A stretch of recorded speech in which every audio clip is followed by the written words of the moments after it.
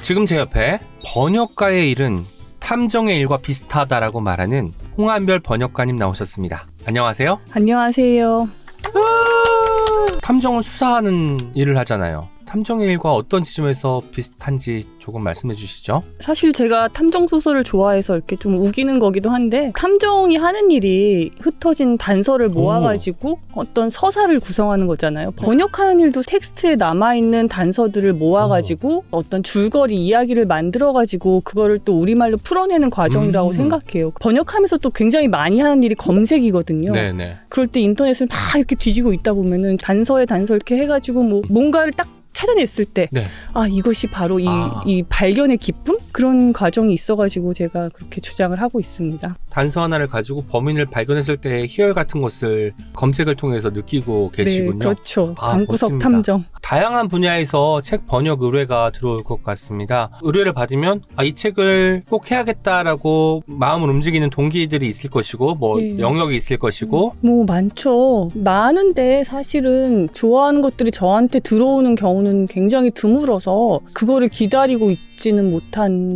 그런 상황이에요. 일정 맞고 책이 재밌을 것 같으면 웬만하면 그냥 약간 좀 수동적으로 지금 받아서 일을 하고 있는데, 제가 저를 못 믿어서 그런 것도 있거든요. 네. 번역 계약이 사실은 굉장히 중요한 일이고 신중하게 해야 되는 일인데, 어떤 분들은 책이 오면은 처음부터 끝까지 다 읽어보고 또 샘플 번역까지 해보고 그런 다음에 판단하는 분들도 있다고 하는데, 제가 정상적인 번역가라면 그래야 마땅한데 그렇게는 잘 못하고 있고요. 번역은 매절, 인세 이렇게 두 가지로 계약을 하는데, 인세는 이제 시인님 하시는 것처럼 책 판매량에 따라서 일정 받는 거고, 매절은 판매량 상관없이 원고 분량에 따라서 받는 것, 그런 판단이 들어가야 되는데, 또 되게 유명하게 실패한 사건이 있는데 번역한 책 중에서 누적으로 제일 많이 팔린 게 나는 가해자의 엄마입니다. 이거예요. 예. 근데 그거를 편집자님이 저한테, 그분이 되게 촉이 좋으신 분인데 이거는 팔린다고 인쇄로 꼭 하자고 저한테 그렇게까지 말씀해 주셨어요. 제가 읽어보니까 내용이 너무 심란한 거예요. 그래가지고 이거 우리나라 독자들 너무 힘들 것 같아, 못 볼 것 같다고. 그래서 제가 막 고집을 해가지고 매절로 그런 일이 있어요. 그 다음부터 약간 좀 제가 저 사람의 그 책을 보는 눈은 무엇인가 하는 의문을 불러일으키면서 스스로 판단 안 하는 쪽으로 약간 지금 가고 있는 그런 상황입니다. 자, 그럼 홍한별 번역가님 소개를 해드리겠습니다. 잘 들어주세요. 번역의 과정은 내가 그 글이 되는 것이기도 하다고 말하는 번역가. 거실 한쪽 벽면이 책꽂이였던 양옥집에서 자랐다. 종이가 누렇게 변색되고 삭아서 만지면 톡 부러지는 책들을 많이 읽었고, 초등학생 무렵 막연하게 쓰는 사람이 되겠다고 다짐했다. 고등학생이 되어서는 우연히 윤동주의 시 바람이 불어를 영어로 번역했는데, 그 순간 영문과 진학을 결심했다. 대학 졸업 후에는 번역회사에서 프로그램 소프트웨어 같은 기술 번역을 주로 했는데, 그러던 중 예전에 아르바이트를 냈던 출판사의 편집자로부터 출판 번역을 제안받게 되었다. 그는 2003년 홍한별 옮김이라는 글자를 딴 첫 책, 권력과 테러를 시작으로 본격적인 번역가의 길을 걷게 된다. 안정유 번역의 100년 동안의 고독, 이윤기 번역의 장미의 이름을 읽고 번역가도 하나의 훌륭한 직업이 될 수 있다는 것을 알았다. 첫 월급으로 박경리의 토지를 사서 읽었을 정도로 소설을 좋아한다. 지도가 있는 책을 무조건, 보링이란 단어를 이유 없이 좋아한다. 리스트 만들기를 워낙 좋아해 일정이 안 맞아 번역하지 못한 책, 일명 심포도 리스트가 있을 정도. 2020년 애나번스의 밀크맨으로 유형 번역상을 수상한 그는 영화를 볼 때도 자막의 번역에 신경 쓰고 번역이 땡클리스한 일이라는 생각을 하면서도 이 단어를 인정 못 받는, 보람 없는, 생색 안 나는 가운데 무엇으로 번역하는 게 적절할지를 고민하는 천생 번역가다. 번역만큼이나 좋아하는 일은 미스터리 소설 읽기이며, 번역은 책을 사랑하는 가장 지독한 방식이라고 말하는 홍한별의 꿈은 들어누운 몽상가다. 감사합니다. 집에 가보로 삼아야 되겠어요. 가보로. 네. 가장 최근에 나온 노본스. 네. 애나번스의 한국에 출간된 두 번째 책이기도 하고요. 노본스가 어떤 책인지 번역가님께서 직접 소개해 주시는 시간을 갖도록 하겠습니다. 밀크맨이라고 이제 3년 전에 나와서 많은 사랑을 받았던 애나번스의 처음으로 쓴 소설이고, 밀크맨하고 상당히 비슷한 얘기를 하고 있는데, 북아일랜드의 트러블이라고 하는 그 시기를 배경으로 하고 있고요. 트러블이라고 하면은 북아일랜드가 그 아일랜드 섬에 있지만 영국 영토잖아요. 네. 그래서 주로 전통적으로 가톨릭 교도들은 아일랜드인의 정체성을 가지고 있고 우리도 아일랜드에 들어가야 된다라고 하고 이제 개신교도들은 영국에 계속 속해 있어야 된다라고 하고 그러니까 아무래도 이제 가톨릭 교도들이 소수자고 좀 뭔가 핍박의 역사가 있었기 때문에 격렬한 무슨 시위나 저항이 일어나기 시작한 게 1960년대 후반이고 네. 우리가 잘 아는 IRA를 결성하고 이제 영국군이 와서 약간 계엄 상태 같은 거를 그 치안을 유지하면서 영국군하고 이제 IRA 사이에 전면전이 아니라 어떤 게릴라전 같은 긴장 상태가 계속 지속된 게 공식적으로는 30년 이렇게 되는 그 기간이에요. 네. 이 노본스는 그 기간에 여기 중심 인물이라고 할 수 있는 아이가 어밀리아인데 성인이 될 때까지 30년 네. 정도 시간이 흐르면서 그 과정을 이제 지켜보는 어밀리아와 그 주변 사람들의 이야기를 담은 소설입니다. 그래서인지 노본스는 약간 연대기처럼 연도가 앞에 나온 다음에 네. 서사를 이끌어 나가고 뭐 1년이든 2년 뒤에 다른 또 이야기가 나오고 뭐 30년을 아우르는 이야기일 수도 있을 텐데 왠지 그 당시에 북아일랜드의 사회상 사정 같은 것들을 알기 위해서 텍스트만으로는 뭔가 부족하니까 따로 공부도 하셨을 것 같아요. 말씀하신 것처럼 이제 연도에 따라서 이렇게 전개되는 소설이고 이 트러블이라는 이 사건이 배경으로 계속 존재를 하고 있는 거예요. 그래서 실제로 있었던 사건에 바탕을 둔 것 같은 일들이 이 소설에서 사실 일어나고 있고요. 북아일랜드 벨파스트에 있는 아도인이라는 굉장히 작은 그 마을을 중심으로 해서 그 안에서 일어나는 일들을 다루고 있는데 그러니까 그러다 보니까 지명이라든가 이런 것들도 계속 나오고 뭐 실제로 찾으면 다 나오는 그 지명들이더라고요. 그래서 그런 것들도 다 찾아가면서 이렇게 작업을 했었던 것 같아요. 밀크맨에 이어서 두 번째 애나 번스 책을 번역하셨는데 제가 번역된 문장을 읽더라도 분명히 만연체거든요. 번역하기가 쉽지 않았을 것 같은데 많이 고민했던 힘들었던 지점들이 있었을 것 같아요. 이 밀크맨하고 좀 다른 지점이었는데 밀크맨은 진짜 말씀하신 것처럼 문장이 어떤 건 진짜 한 페이지 가고 막 그랬었거든요. 문장을 일단 이해해가지고 다시 만들어내는 과정이 좀 품이 들어가는 과정이었다면 이 노본스는 그 정도는 아니고요. 작가가 이 사람이 첫 작품이고 이게 한국에 번역되기라고는 아마 상상도 못했을 거 아니에요. 그 지역에서만 쓰는 말들, 뭐 사투리라든가 뭐 이런 것들이 어디에도 안 나오는 단어들이 나오는 거예요. 그거 찾는 시간이 굉장히 많이 걸렸고 그래서 뭐 몇 가지는 이제 아이리시 사전이나 아니면 스카티시 사전에서도 찾고 어떤 거는 구글에다가 딱 그 단어를 넣었는데 검색 결과 한 건이 나왔어요. 그런 거 보신 적 있어요? 한 건. 한 건이 노본스였어요. 활발한 활동하고 뭐 SNS 같은 거 하는 작가분 같으면 제가 물어보는데 애나 번스는 좀 약간 은둔자 같은 스타일이라서 가지오이식으로 같은 사람은 딱 이게 번역될 거라는 걸 염두에 두고 글을 쓰는데요. 고유명사나 뭐 브랜드명, 뭐 지명 이런 거 거의 안 나와요. 시인님도 앞으로 글 쓰실 때 그렇게 쓰셔야 돼요. 저는 말놀이가 많아서 그러니까 한국어 단어를 가지고 붙였다 떼었다 하는 것을 좋아하기 때문에 외국어 번역이 힘든 상황이고. 시는 정말 힘들죠. 그래도 항상 생각하셔야 돼요. 어떻게 될지 모르니까. 외국 작품이다 보면 그 나라의 문화, 나라에 대한 이해가 필요하잖아요. 우리는 아름답게 어긋나지 해서 이런 대목이 있습니다. 번역하고자 하는 문화를 흡수하려 하는가?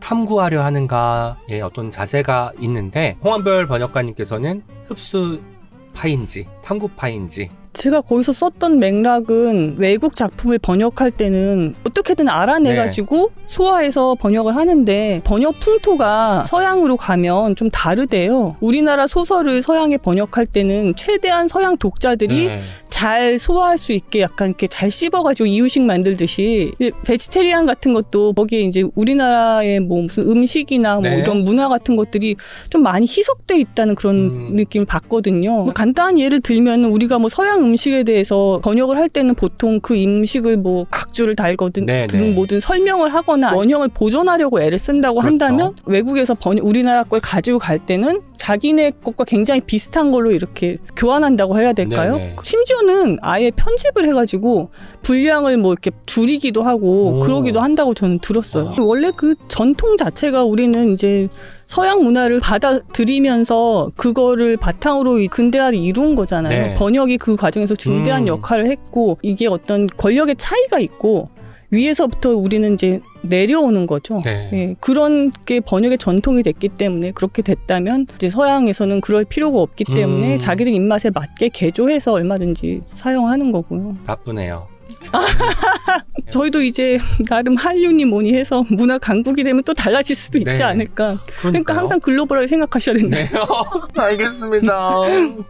특히 문학작품 번역할 때 번역가의 힘을 많이 느끼게 되는 것 같습니다. 예전에 이런 말씀하셨습니다. 원문의 독특한 느낌을 쨍그랑하는 울림이 남도록 번역할 때마다 작은 용기를 내야 해요 라고 말씀하시기도 했는데, 이것과 관련해서 문학 번역을 할 때 중요하게 생각하시는 것에 대해서 저희가 말씀을 들으려고 합니다. 첫 번째로는 출판하는 마음에 이런 말씀하셨어요. 작가가 된 것처럼 작가 안으로 온전히 들어가서 생각한다. 이게 무슨 어떻게 뭐 의식적으로 일어나는 과정은 아니고요. 책에는 보이스가 있잖아요. 네. 그런데 그게 내 목소리가 그 작가의 목소리를 누르면 안 되기 때문에 항상 이제 작가의 목소리로 쓰려고 노력을 하게 된다는 이야기인 것 같아요. 그래서 어떤 책을 번역하고 나면 어떨 때는 제 문체가 바뀌는 느낌이 들 때가 있어요. 근데 올해는 못 가고 좀 지나면 또 이제 잊어버리는데 예, 그 잠깐 동안은 그런 경우가 있더라고요. 게다가 또 한 작가의 작품을 또 여러 번 번역하게 되면 네. 왠지 전에 했던 게 생각나기 때문에 네. 돌아가는데 좀 네. 시간이 좀 적게 걸리기도 할 것 같다는 생각이 듭니다. 두 번째는 우리는 아름답게 어긋나지에 들어가 있는 문장인데요. 나는 책은 읽혀야 한다 주의자라서 일단 한국어로 옮긴 다음 많이 다듬는 편. 동글동글 순한 자갈들을 만들어내느냐, 모난돌이 부딪히고 압박을 해서 생기는 아픈을 사람들에게 좀 보여주느냐의 차이일 텐데, 이 문장만 봐서는 홍한별 번역가님은 전자 쪽에 좀 더 무게를 두시는 것 같은데 어떤가요? 맞아요. 네, 저는 읽혀야 된다는 입장이고, 이거는 뭐 정말 제가 옳다라고는 절대 말 못할 것 같아요. 사람마다 다 스타일이 다르고 독자분들이 원하는 스타일도 다 다른데, 저는 일단은 책은 읽혀야 된다. 세 번째입니다. 한겨레 인터뷰에서 번역이 의미 있는 충실히 전달하되 문장은 우리말의 특성을 살려서 완성도 높게 다시 쓰는 일이라고 생각한다 라고 했는데, 사실 다시 쓴다라고 하는 것, 그러니까 우리가 직역과 의역의 이야기일 수도 있긴 하겠지만 굉장히 많은 고민이 있을 것 같아요. 이게 단순히 한국에서 많이 쓰이는 문장이라서 이렇게 고쳐도 될까?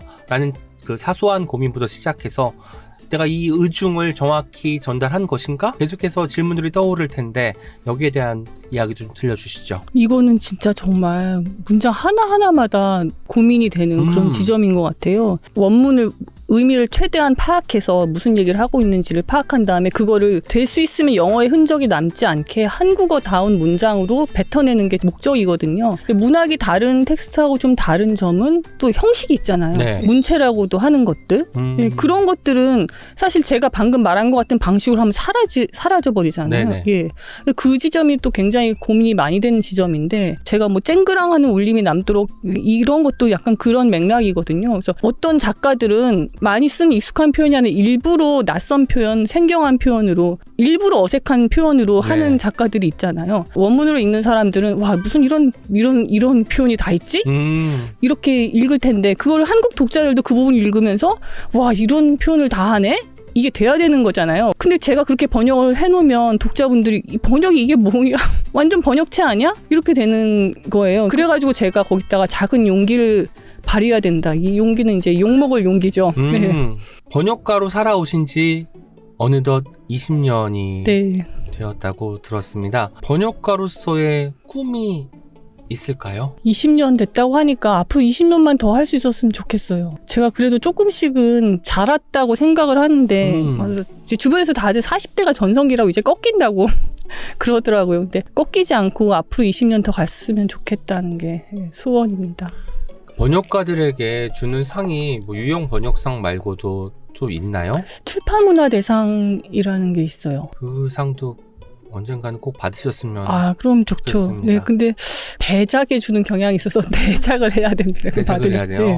또 그런 경향이 다 있고. 네. 재밌습니다. 몰랐던 분야를 알게 돼서 오늘 정말 풍요로운 시간이었고, 책이라고 청취자분들에게 추천하고 싶은 단 한 권의 책을 추천받고 있고, 절판된 책이 아닌 이상 어떤 것도 추천이 가능합니다. 제 책이요? 지금 출간되어 있는 무수히 모든 많은 책. 책에서요? 네. 이왕 나온 김에 또 광고로 그러면 광고를 할게요. 제가 이 책이 아웃하고도 굉장히 잘 맞는 책이라고 생각하는데 네, 식스펜스 하우스인데 절판은 안 되는데 거의 될 지금 위기예요. 위기. 웨일즈에 있는 책마을 있잖아요. 헤이온 와이. 거기 얘기인데 이제 이 작가가 그 헤이온와이를 만든 리처드 부스라는 그 양반 있잖아요. 굉장한 괴짜라고 하는데 그 사람이 거의 그 책마을을 만든 네. 창시자 같은 그 양반의 그 헌책방에서 일하면서 자기의 첫 책을 쓰는 이야기를 좀 이렇게 병치하면서 또 웨일즈에서 살아보겠다고 이제 뭐 또 집을 구하고 이런 얘기들이 나오는 책인데 너무 재밌어요. 이게 헌책방 마을이라는 게 우리는 약간 책의 천국 이렇게 생각하잖아요. 하늘이 검어지고 이런 재가 날리면 아 오늘 저 책방에서 재고 정리하네. 천국이 아니라 책의 무덤인 곳인 거예요. 그래서 그런 곳에서 내 첫 책을 쓰고 있는다는 그런 감상들. 그 책이 벤버드의 어리석음이라고 그것도 국내에 제가 번역해서 나왔는데 그 책도 되게 재밌어요. 그래서 그 책을 벤버드의 어리석음이라는 책을 쓰면서 있었던 과정을 또 쓴 책이 식스펜스 하우스라는 그런 책입니다. 헤이온와이는 제가 알기로는 관광객들이 많이 찾는 곳이라고도 들었는데 네. 여행을 좋아하시는 분들도 그쵸. 식스펜스 하우스 읽으시면 좋을 네. 것 같고 여행기면서 책벌레 이야기이기도 하고 메절인가요? 인세인가요? 인세죠. 인세 책이니까 데는... 여러분 식스펜스 하우스 네. 많이 사주시면 네. 감사하겠습니다. 마지막으로 청취자분들께 하고 싶은 말씀 전해주시면서 마지막 인사도 같이 부탁드리겠습니다. 청취자 여러분, 제 막내 노본스가 가장 신간이고 제 막내고요. 많은 사랑 부탁드리고 네, 옹기종기도 많이 청취해 주세요. 감사합니다. 함께해 주셔서 감사합니다.